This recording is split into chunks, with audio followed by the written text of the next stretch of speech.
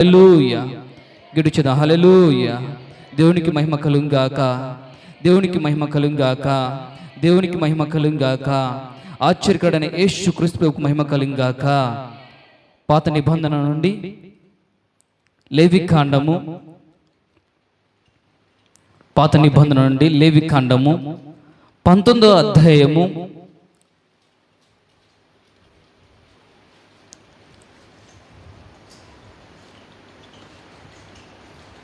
1వ వచనం చదువుకుని ముందుకెళ్దాం.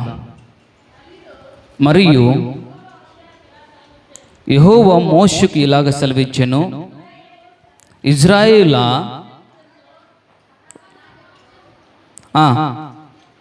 ఇట్లా చెప్పుము, మీరు పరిశుద్ధులై ఉండవలెను,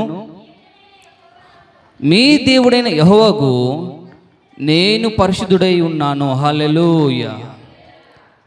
ఇది ఎవరికి చెప్పారంటే మోషేకు దేవుడు చెప్పి ఇజ్రాయేల్ ప్రజలతో చెప్పమన్నమాట.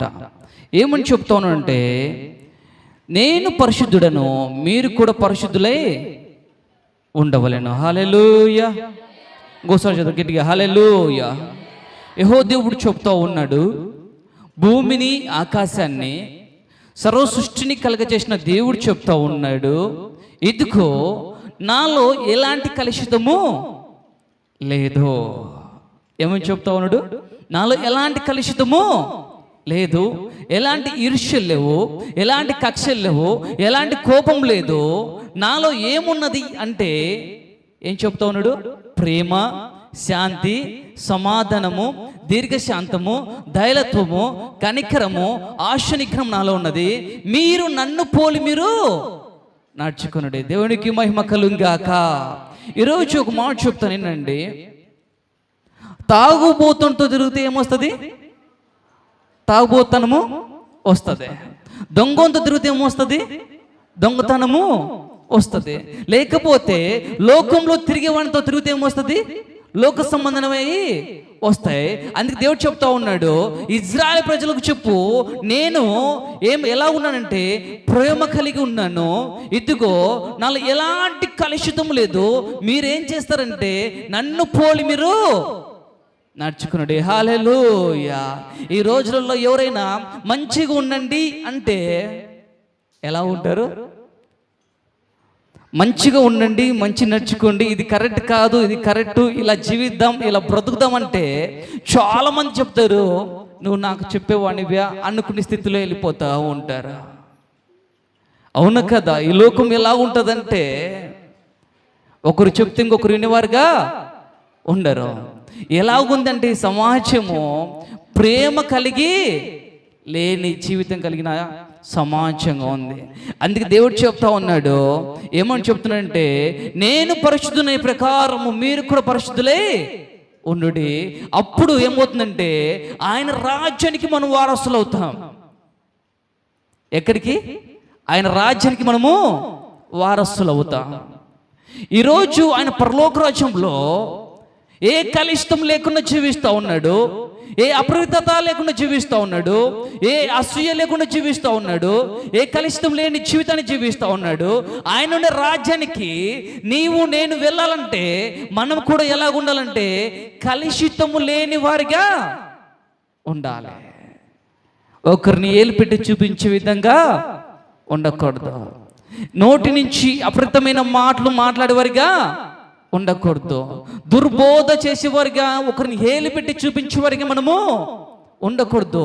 యేసు ప్రభు దగ్గరకు వచ్చి అనేక మంది నిలిచి ఒక తల్లిని రాళ్ళతో కొడతా ఉంటే యేసు ప్రభు చెప్పాడు, మీలో ఏ పాపం ఎరగని వాడు మొదటిగా ఈ తల్లి మీద రాయి వేయండి. హల్లెలూయా.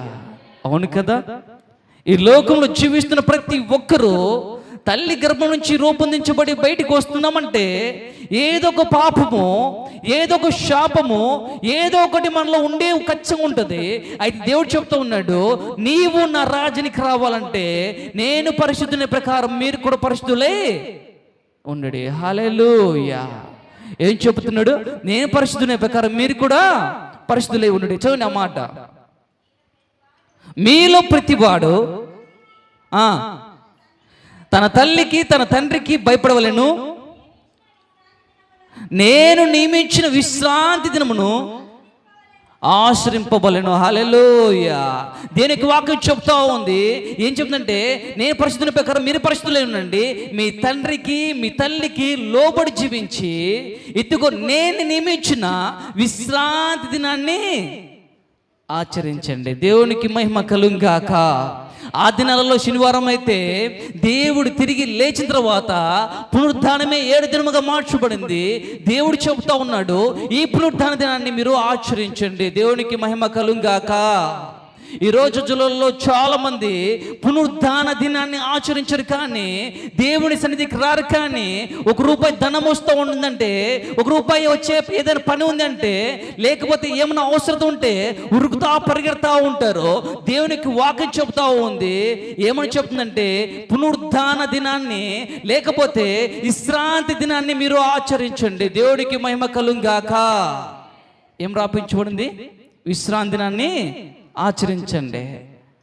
ఒకడు ఇలాగనే ఏం చేశారంటే, విశ్రాంతి దినాన్ని ఆచరించక తన సొంత పని మీద తన కడుపు కోసము మంచిగా భోజనం చేసుకుని తినాలని పునరుద్ధాన దినాన్ని వదిలేసి ఎక్కడికి వెళ్ళాడంటే, ఊరు బయటికి వెళ్ళి కర్ర పుల్లలు ఏరుకొచ్చుకోవడానికి పోయాడు. దేనికి వెళ్ళాడు? కర్రల కోసం వెళ్ళిపోయాడు. దేనికి? ఆ కర్రలు తెచ్చుకొని నేను వంట చేసుకుని మంచిగా భుజించాలనుకున్నాడు. ఆ దినాన దేవుని దగ్గరికి కొందరు వచ్చి, అయ్యా వీడు విశ్రాంతి దినాన్ని ఆచరించట్లేదు, ఇప్పుడు వీణేమి చేయాలి? హల్లెలూయా. విశ్రాంతి దినాన్ని ఆచరించట్లేదు, ఏమి చేయాలంటే ఆ దినాన దేవుడు చెప్పాడు, మోషే నియమించిన ప్రకారము, పాత నిబంధన ప్రకారము వాడిని ఏం చేయాలి? రాళ్ళతో కొట్టి చంపేయాలి. ఏం చేయాలంట? రాళ్ళతో కొట్టి చంపాలి. బైబిల్ గ్రంథం చెప్తా ఉంది. ఏం చెప్తుందంటే, విశ్రాంతి దినాన్ని ఆచరించాలంటండి. దేవునికి మహిమ కలుగుగాక. ఎందుకు విశ్రాంతి దినాన్ని ఆచరించాలంటే దేవుడు చెప్తా ఉన్నాడు. బైబిల్ గ్రంథం నుంచి నిర్గమకాండము 20వ అధ్యాయము 3వ వచనం, నేను తప్ప వేరొక దేవుడు నీకు ఉండకూడదు. హల్లెలూయా. దేవుడు ఏం చెప్తున్నంటే, విశ్రాంతి దినాన్ని ఎందుకు ఆచరించాలంటే, దేవుడు ఒక్కడే అంట, ఆయన తప్ప వేరొక దేవుణ్ణి ఏం చేయలేకూడదంట? నమస్కారము చేయకూడదు, సాగిలపడి మొక్కరకూడదంట, ఏ రూపము చేసుకోకూడదంట. ఏం చేయాలి? ఏం చేయాలంటే, నిజమైన దేవుడు ఈయన కనుక, సత్యమైన దేవుడు ఈయన కనుక, ఈయన మెస్సియా కనుక, ఈయన పరిశుద్ధుడు కనుక, ఈయన దేహోదేవుడు కనుక ఏం చేయాలంటే విశ్రాంతి దినాన్ని ఆచరించాలంట. అందుకే దేవునికి వాక్యం చెబుతోంది, నేను తప్ప వేరే దేవుడు నీకు ఉండకూడదు. పైన ఆకాశం ఉందే కానీ, కింద భూమి అందే కానీ, భూమి కింద నీళ్ళందే కానీ దేని రూపమైందైనాను నువ్వు చేసుకునకూడదు. హల్లెలూయా. ఏంటంట? ఆకాశం అందైనా కానీ, భూమి అందైనా కానీ, నీరందైనా కానీ ఏ రూపము నువ్వు చేసుకొని వాడికి సాగిలపడి నమస్కారము చేయకూడదు.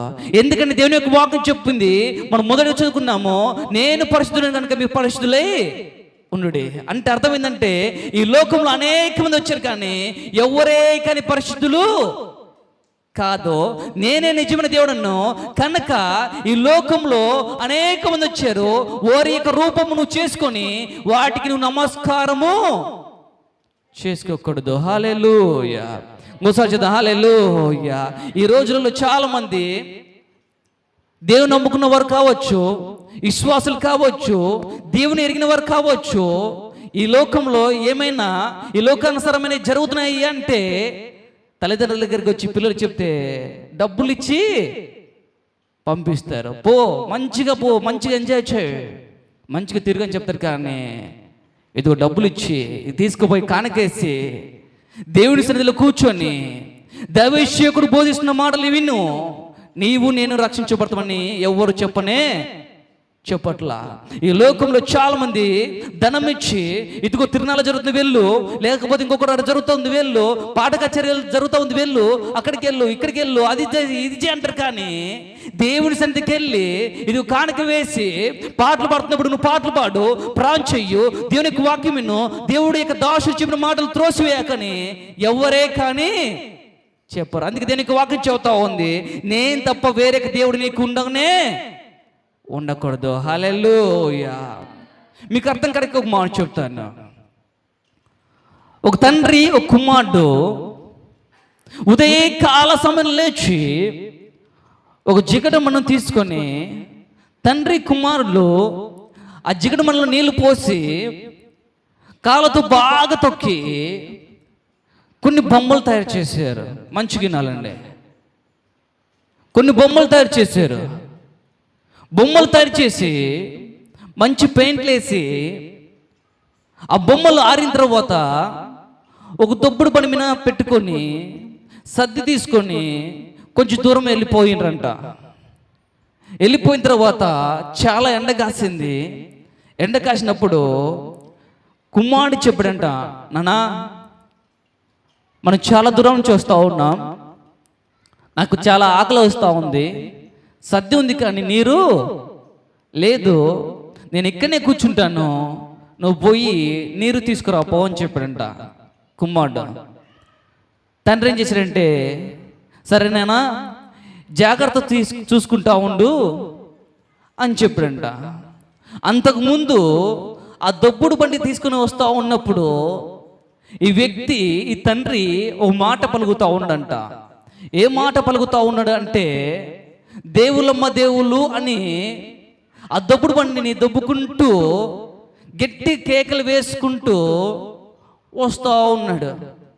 ఈ కుమారునికి అర్థం కాల, ఏందబ్బా దేవుళ్ళమ్మ దేవులని అంటూ ఉన్నాడు, అనేక మంది వచ్చి కొనుక్కొని తీసుకొని పోతా ఉన్నారు, ఏం అర్థం కావట్లేదని అనుకుంటున్న సమయంలో ఆ కుమ్మడికి ఆకలి అయింది. నీళ్ళ కోసము తండ్రి వెళ్ళాడు. వెళ్ళిన తర్వాత ఆ బొమ్మల దగ్గరికి వెళ్ళి ఒక్కొక్క దాన్ని పిలుస్తున్నాడంట. నువ్వు దేవుడు అంటావు కదా, ఒకసారి నాతో మాట్లాడు. హల్లెలూయా. నువ్వు దేవుడు అంటావు కదా, మాకు చాలా కష్టాలు ఉన్నాయి, మా బాధలు ఉన్నాయి, తీసేస్తావా అని ఇంకొక బొమ్మ దగ్గరికి వెళ్ళి అడుగుతా ఉన్నాడంట. అలాగ అన్నిటి దగ్గరికి వెళ్ళి అడుగుతున్నాడు. కానీ ఏదే కానీ ఆ కుమారునికి సమాధానము రావట్లా. అందుకే బైబిల్ చెప్తా ఉంది, 4వ వచనము, పైన ఆకాశం ఉందే కానీ కింద భూమి ఎందే కానీ భూమి కింద ఉన్న నీళ్ళందే కానీ దేనిని నువ్వు ఏంటంట రూపము చేసుకొని దానికి నమస్కారం సాగిలపడి చేయకూడదు.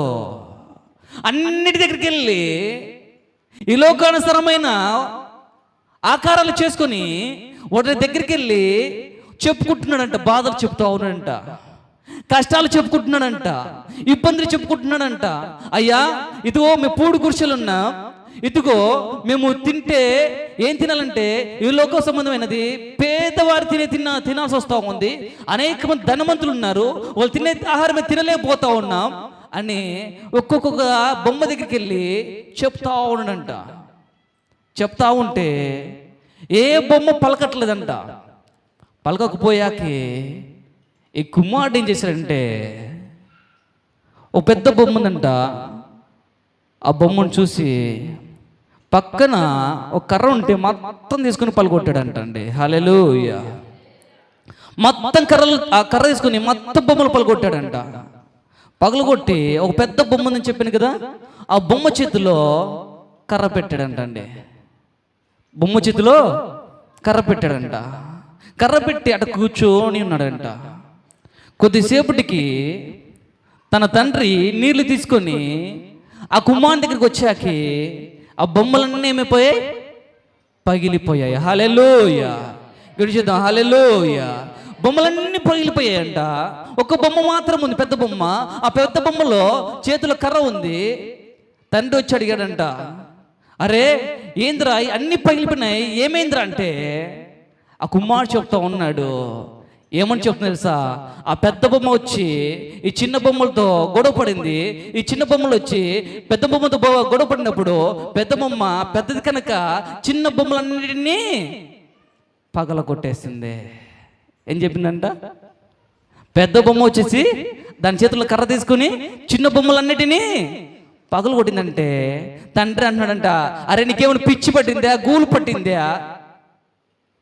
అయ్యట్ట కొట్టుకుంటాయిరా, అవి కదలలేవు, మాట్లాడుకోలేవు, వినలేవు, చూడలేవు, అవి ఎలాగా కొట్టుకుంటాయి అంటే, లేదు నాన్న అవి నిజంగా కొట్టుకుంటాయి నేను చూసినంటే, ఒరే జిగట మన్ను తీసుకొచ్చింది నేను, తొక్కింది నీవు, నీరు పోసింది నేను, ప్రాణం లేని వాటిని తయారు మనము, రంగులు పూసింది మనము, పెట్టింది మనము, వాటి ప్రాణం లేదు కదా, అవి ఎలాగా కొట్టుకున్నాయంటే కుమారుడు అడుగుతా ఉన్నాడంట, ప్రాణం లేని వాటిని మన చేతులతో తయారు చేసిన వాటిని, జిగట మనం తీసుకొచ్చి ఆకారాన్ని సృష్టించిన వాటిని ఎలాగ మనుషులను మోసం చేస్తున్నావు నాన్న దేవులని అని చెప్పిందంట. అండి ఈ లోకంలో చాలామంది నిజమైన దేవుని మరిచి, పరిశుద్ధుడైన దేవుని మరిచి, విశ్రాంతి దినాన్ని ఆచరించక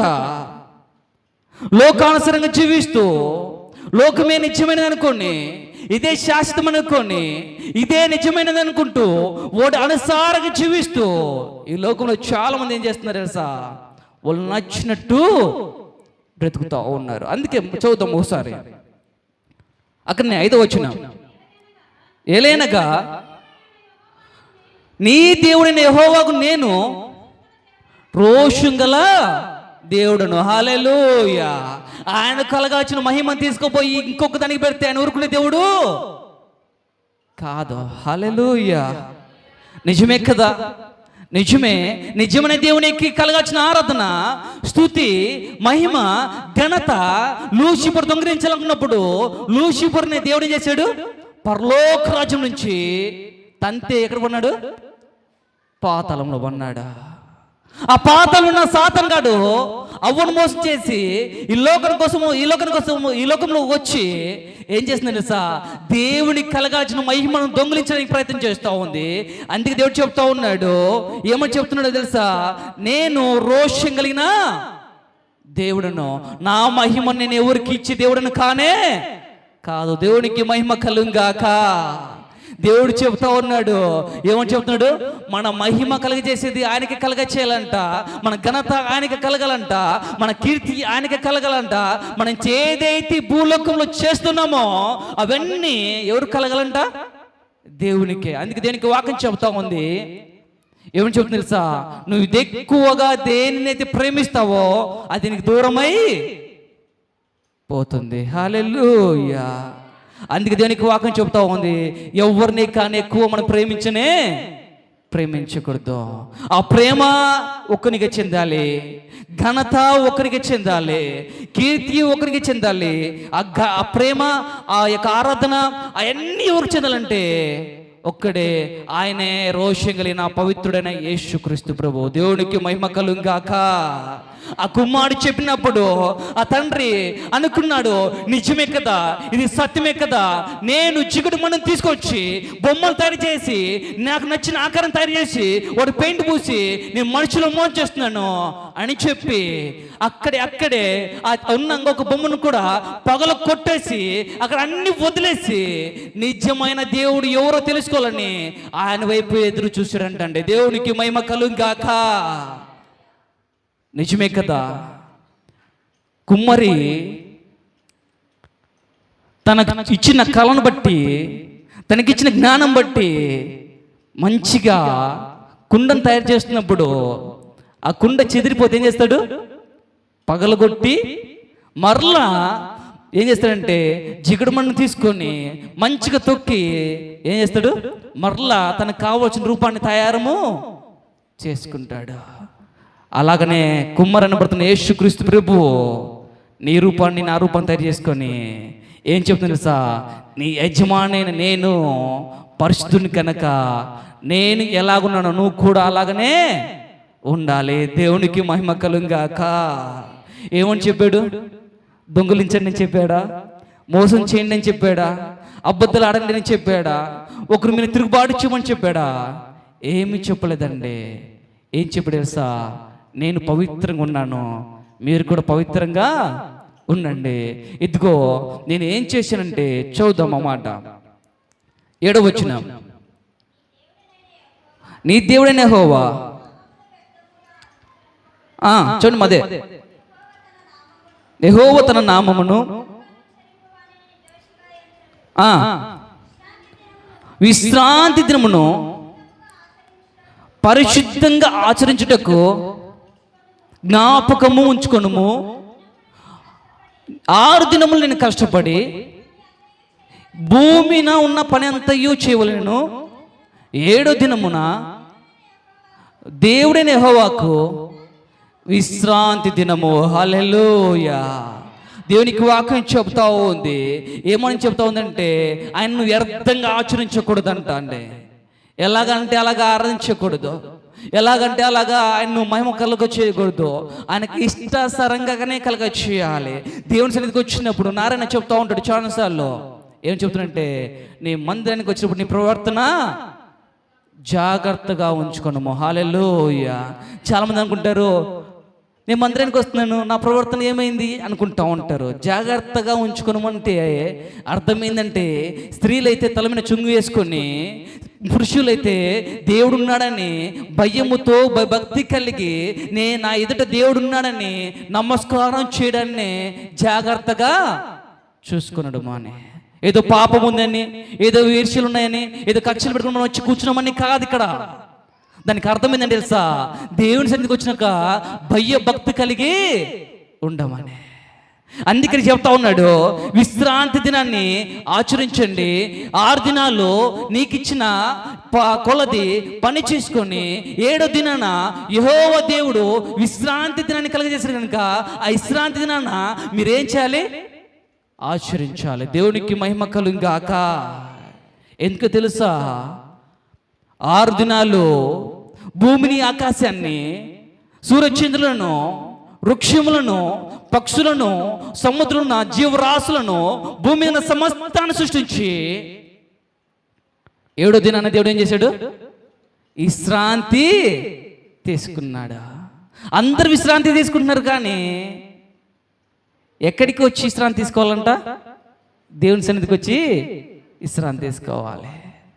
పనులు 7 దినాలు చేస్తారు, 8 దినాలన్నీ చేస్తారు, కానీ దేవుని సన్నిధికి వచ్చి విశ్రాంతి దినాన్ని ఆచరించడానికి ఇష్టపడరు. అందుకే దేనికి వాక్యం చెప్తా ఉంది, నువ్వు భూమి మీద ఎన్ని రోజులైనా పని చేసినా కానీ 7వ రోజు మాత్రము దేవుడు నియమించిన విశ్రాంతి దినం కనుక నువ్వు ఎక్కడికి రావాలంటే విశ్రాంతి దినంలోకి రావాలి. దేవునికి మహిమ కలుగాక.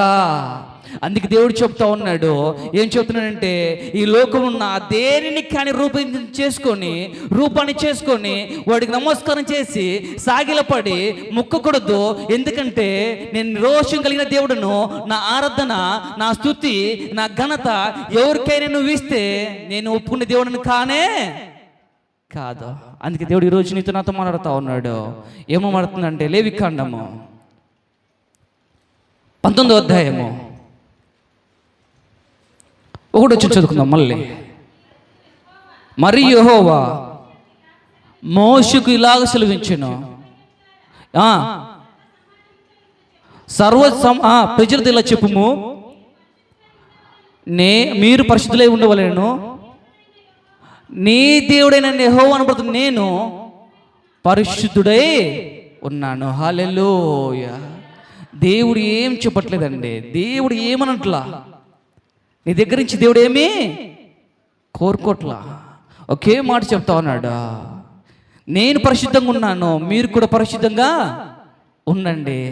ఇదిగో 6 దినాల్లో మీరు పని చేసుకోండి, 7వ దినాన నేను నియమించిన పరిశుద్ధ దినం కనుక ఆలయంలోకి వచ్చి నాకు చెల్లించాల్సిన స్తుతులు మీరు చెల్లించండి.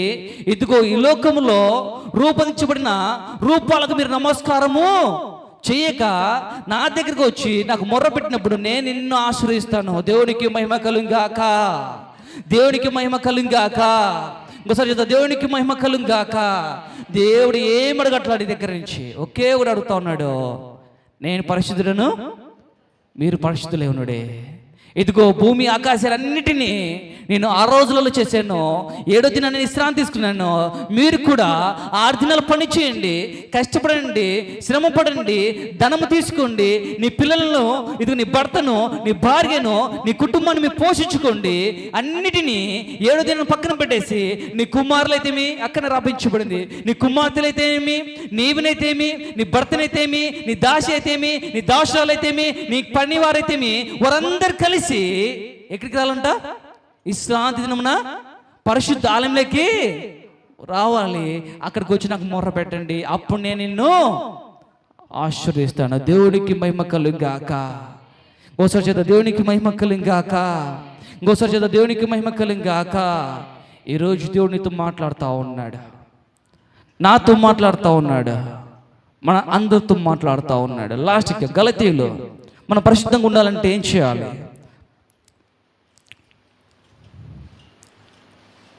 5వ అధ్యాయము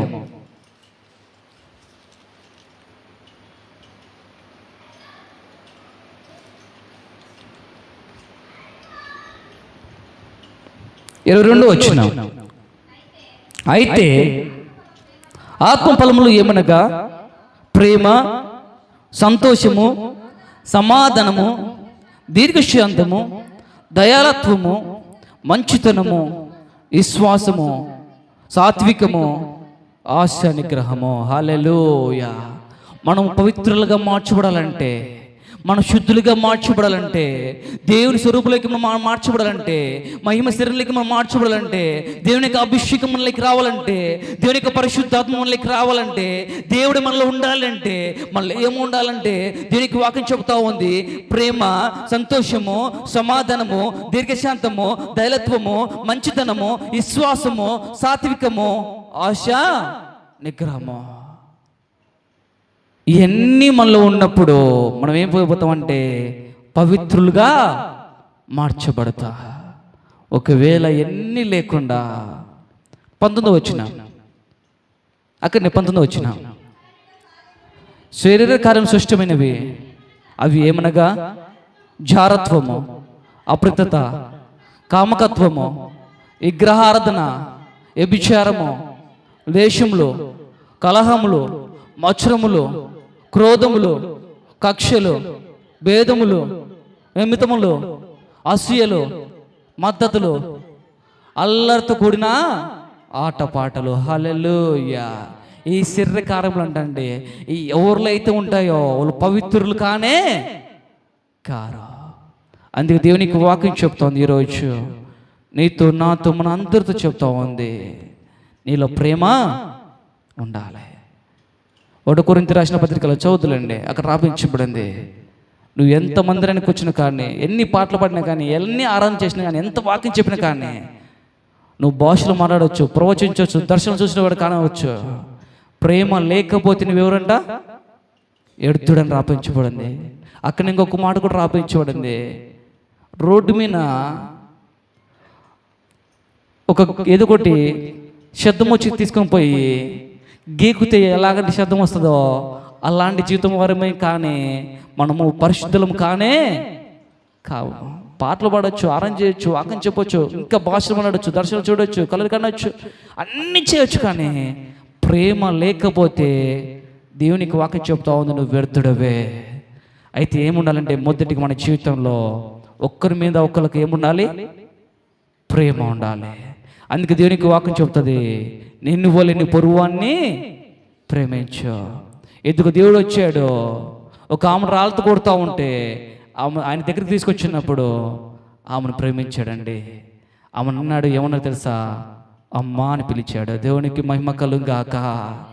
ఈ లోకంలో ఒకవేళ అలాంటి ఆమె దగ్గరికి వస్తే ఏమంటారు తెలుసా, నువ్వు అలాంటి దానివి, ఇలాంటి దానివి, నా దగ్గరికి వస్తే ఇంకెవరైనా చూస్తే ఇంకేమైనానా అనుకుంటారు అనేవారు. కానీ దేవుళ్ళు ఏముందంటే పరిశుద్ధత ఉంది కనుక ఆమె కూడా పరిశుద్ధంగా పడాలని ఆమెను ఏం చేసి తెలుసా, అమ్మా అని పిలిచినప్పుడు తన హృదయం మార్చబడిందండి. దేవునికి మహిమ కలుగాక. ఓసారి చదువు, దేవునికి మహిమ కలుగాక. ఆ దినాన్ని, ఆ సెకండే ఆమె ఏమైపోయింది తెలుసా, పరిశుద్ధురాలుగా మార్చబడింది. ఎప్పుడైతే యేసు ప్రభు యొక్క నోటి నుంచి మాట వచ్చిందో అమ్మా అని పిలిచాడో తన హృదయం ఏమిటంటే కరిగిపోయినట్టు అక్కడ రాపించబడింది. దేవుడు చెప్పాడు, అమ్మ వాళ్ళు ఎవరు నిన్ను శిక్షించలేదు కదంటే, అయ్యి నన్ను ఎవరు శిక్షించలేదంటే నేను కూడా నిన్ను శిక్షించానమ్మా అన్నప్పుడు ఆమె చెప్తుంది, ఈ దినం నుంచి నేను ఆ పాపిష్టమైన జీవితాన్ని నేను జీవించను. హల్లెలూయా. ఇంకోసారి చెప్తాం, హల్లెలూయా. దేవుడు అక్కడ ఏం చూపించాడంటే ప్రేమను చూపించాడు. ఇదిగో దేవుడు ఏం చెప్పాడంటే నాలో అలాంటిది లేదు, నీలో కూడా అలాంటిది ఉండకూడదు. ఎందుకంటే నా రాజ్యం ఒకటి ఉంది, ఆ రాజ్యానికి నువ్వు రావాలంటే ఇవి ఏవి పెట్టుకోకుండా నువ్వు రావాలి. ఎందుకంటే అది పరిశుద్ధ స్థలము. పరిశుద్ధ స్థలంలోకి పవిత్రులు మాత్రమే ప్రవేశపడతారు, కానీ అపరితమైన వారు ఎవరే కానీ ప్రవేశపడనే పడరు. అందుకే దేవుని ఎక్కువ వాక్యం చెబుతా ఉంది, నేను పరిశుద్ధుల ప్రకారం మీరు కూడా పరిశుద్ధులై ఉన్నది. ఒకసారి మోకరిద్దా, అందరూ మోకరిద్దా. నేను చెప్తూ ఉన్నాను, మనం ఏదో ఒకటి వస్తుంది నోట్లోంచి, లేకపోతే చూపులోంచి, మనసులోంచి ఏదో ఒకటి వస్తూ ఉంటుంది. ఎందుకంటే మన నరులం కనుక, ఈ శరీరంలో మనం పుట్టినాం కనుక, మనకు శరీర ఆత్మ ఉంది కనుక దేవుడు చెప్తా ఉన్నాడు, నేను పరిశుద్ధుని ప్రకారం మీరు కూడా పరిశుద్ధులై ఉన్నడే. ఇదిగో నేనే నిజమైన దేవుడు అని చెప్తా ఉన్నాడు, నేను రోషం కలిగిన దేవుడు అని చెప్తా ఉన్నాడు. నాకు రావచ్చిన ఘనత, నాకు రావచ్చిన మహిమ, నాకు రావచ్చిన కీర్తి నేను ఎవరికి ఇచ్చే దేవుడని కాదు అని చెప్తా ఉన్నాడు. ఆ కుమారుడు ఎప్పుడైతే వాటిని అన్నిటి పగలగొట్టాడో, తండ్రి వచ్చి చూశాడో, ఆ కుమారుడు చెప్పిన మాటలు ఎప్పుడైతే తండ్రి విన్నాడో, నిజమే కదా, నేను ప్రజలను నా పట్ట పోషణ కొరకు నేను మోసం చేస్తున్నానని అక్కడ మొత్తాన్ని వదిలేసి నిజమైన దేవుని కోసం ఎదురు చూశాడండి. ఈరోజు నువ్వు నేను కూడా మనం అందరం రెండు చేతులు తండ్రి దయచేసి ప్లీజ్ మనం పవిత్రపరచబడాలి. రెండు చేతులు మనం పవిత్రపరచబడాలి. ఒక్క చిన్న ప్రార్థన చేద్దాం, అందరూ ప్రార్థన చేద్దాం. మనం నరులమండి, శరీరం కలిగిన వారమా, శరీరాత్మ కలిగిన వారమే. అయితే ఓ చిన్న ప్రార్థన, ప్రభా నేను తెలిసి తెలియక ప్రభా, ఒకవేళ నువ్వు పవిత్రుడిగా ఉన్నావు, నేను నువ్వు పవిత్రుడిగా మార్చబడాలని ఇష్టపడుతున్నాను, కానీ ఈ శరీరము, ఈ నోరు, ఈ మనస్సు, ఈ యొక్క నాలున్న ప్రతి ఒక్కటి ప్రభా నన్ను అపవిత్రంగా మార్చుతుందేమో ప్రభా. దయచేసి చేతులు దించొద్దండి. నీ చేతులు పవిత్రపరచబోతున్నాడు దేవుడు. ఆయన రక్తంతో నిన్ను శుద్ధి చేయబోతున్నాడు నీ చేతులను దేవుడు. ఈరోజు మన పాపాలను దేవుడు కడిగైపోతా ఉన్నాడు. మన జీవితంలో నూతన కార్యం దేవుడు చేయబోతా ఉన్నాడు. ఒకవేళ ఇంతవరకు ఏమైనా తెలిసి తెలియక మనం చేసి ఉండొచ్చేమో, దేవుడు చెబుతా ఉన్నాడు, ఈరోజు నీ శుద్ధిని చేయబోతా ఉన్నాను. ఇదిగో తల్లి నేను శుద్ధరాలుగా చేయబోతా ఉన్నాను, నా కుమారుడు నేను శుద్ధిని చేయబోతున్నాను దేవుడు చెబుతా ఉన్నాడు. ఈరోజు నీ రెండు చేతులైతే, ప్రభా తెలిసి తెలియక నా పిల్లలు ప్రభా, ప్రభా తెలిసి తెలియక నేను ప్రభా, తెలిసి తెలియక నా కుటుంబం ప్రభా, ఒకవేళ అయ్యా పవిత్రుల నుంచి అపవిత్రులుగా మార్చబడి వ్యర్థమైన దానిని అనుసరిస్తూ ప్రభా జీవిస్తున్నామేమో, దయచేసి క్షమించండి. కన్నీరు కార్చి ప్రార్థించండి. ఈరోజు మన పాపాలు దేవుడు క్షమించబోతా ఉన్నాడు. నిన్న నా పాపాలు, నీ నా మన అందరి పాపాలు దేవుడు క్షమించబోతా ఉన్నాడు. పాపం అంటే ఏదో కదండి, దుర్బోధన అనగా మన నచ్చిన మాటలు మాట్లాడమే, ఇష్టకరమైన మాటలు మాట్లాడమే, తీర్పు తీర్చడమే, అబద్ధమైన మాటలు మాట్లాడమే, కోపము, కక్షలు, ఈర్ష్యలు పెట్టుకోవడమే పాపము. అలాంటి జీవితంలో మనం ఉంటూ ఒకవేళ అయ్యా నేను పలాని వారిని ఇలా అనుకున్నాను ప్రభా దయచేసి క్షమించండి ప్రభా అని ఈరోజు చిన్న ప్రార్థన చేయండి. చిన్న ప్రార్థన చేయండి. ప్రభా నన్ను పవిత్రాలుగా మనల్ని మార్చండి ప్రభా. చిన్న ప్రార్థన చేయండి. మనం బలలో చేయబోతా ఉన్నాం. మనం పవిత్ర లేకపోతే మనం బలలో చేయకూడదండి.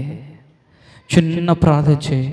అయ్యా నా ఆస్తులను పవిత్రంగా మార్చండి ప్రభా, నా హృదయాన్ని పవిత్రంగా మార్చండి ప్రభా, నా శరీరాన్ని పవిత్రంగా మార్చండి ప్రభా, అయ్యా నా చూపుని పవిత్రంగా మార్చండి ప్రభా, నా తలంపును పవిత్రంగా మార్చండి ప్రభా, నా ఆలోచనను పవిత్రంగా మార్చండి ప్రభా, నా క్రియలను పవిత్రంగా మార్చండి ప్రభా. అయ్యా నీకు అయిష్టకరమైన నా జీవితంలో ఏదైనా ఉంటే ఈ రోజుని తీసివేసుకుంటున్నాను ప్రభా. అని అందరూ ఒక చిన్న ప్రార్థన చేయండి. చిన్న ప్రార్థన చేద్దాం, అందరూ చిన్న ప్రార్థన చేద్దాం. అందరు కళ్ళు మూసుకొని చిన్న ప్రార్థన, ఒకే ఒక్క నిమిషం. పరిశుద్ధుడా దేవానికి వంతులిస్తా ఉన్నా. మీరు చెప్పారు ప్రభా, ఇజ్రాయెల్ ప్రజలతో చెప్పమని చెప్పారు. ఇజ్రాయెల్ అనగా అయ్యా మేమేమని మేము నమ్ముతా ఉన్నాం ప్రభా. ఎందుకంటే మీరు ఏర్పరిచిన జనాంగం ప్రభా ఇజ్రాయెల్ ప్రజలు. ఆ రోజు వారితో మాట్లాడారు, ఈరోజు మాతో మాట్లాడుతూ ఉన్నారు. ఇదిగో మీరు పవిత్రులుగా మార్చబడాలి, ఎందుకంటే నేను పవిత్రంగా ఉన్నాను. ఇదిగో ఆ రోజు నేను సృష్టికలుగా చేశాను, మీరు ఆ రోజు పని చేసుకోండి. 7వ దినాన్ని నేను విశ్రాంతి తీసుకున్నాను, మీరు 7వ దినాన్ని నా మందిరానికి రండి. ఇదిగో ఈ లోక సంబంధమైన ఆకారాలు చేసుకొని వాటికి నమస్కారం చేయకూడదు. ఎందుకంటే నేను సృష్టించిన దేవుడు నేనే, నేను రోషం కలిగిన దేవుడను. నాకు రావాల్సిన ఘనత ప్రభావాలు ఎవరికైనా చెల్లిస్తే నాకు నచ్చదు. మీరు ఆశీర్వదించబడాలంటే, మీరు దీవించబడాలంటే, మీరు వర్ధిల్లింపచేయబడాలంటే ఈరోజు పవిత్రంగా మార్చబడానండి. మీరు మాట్లాడిన మాటలు మట్టి నీకు వందలు ఇస్తా ఉన్నాం ప్రభా. ఏ యోగ్యతలను మమ్మల్ని ప్రేమించి ఈరోజు నీ పరిశుద్ధమైన మాటలను మాతో మాట్లాడినందుకు నీకు వందలు ఇస్తా ఉన్నాను. మేమందరం ప్రభా ఇది నాన్న నీ హస్తాలతో నీ రక్తంతో మేము కడగబడినాం నమ్ముతున్నాం ప్రభా. ఎందుకంటే ఈరోజు మీరు మాట్లాడారంటే అది నా కోసం, మా కోసం, అందరి కోసమే నమ్ముతాం. ఆ సంఘాన్ని మీరు అభివృద్ధి చెందించమని మీకే మహిమ గంధ ప్రవచనించుకుంటూ నజరైన యేసుక్రీస్తు నామములో అడిగినాం తండ్రి, ఆమేన్.